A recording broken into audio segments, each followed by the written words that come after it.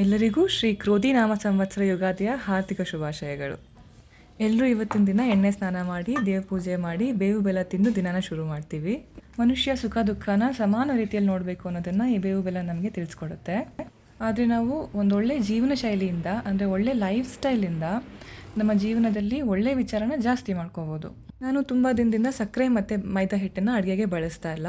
ಆದರೆ ಇದಿಷ್ಟೇ ಸಾಕಾಗಲ್ಲ, ಇದ್ರ ಜೊತೆ ಇನ್ನೂ ಒಂದಷ್ಟು ಒಳ್ಳೆ ಅಭ್ಯಾಸಗಳನ್ನ ರೂಢಿಸ್ಕೋಬೇಕಾಗತ್ತೆ.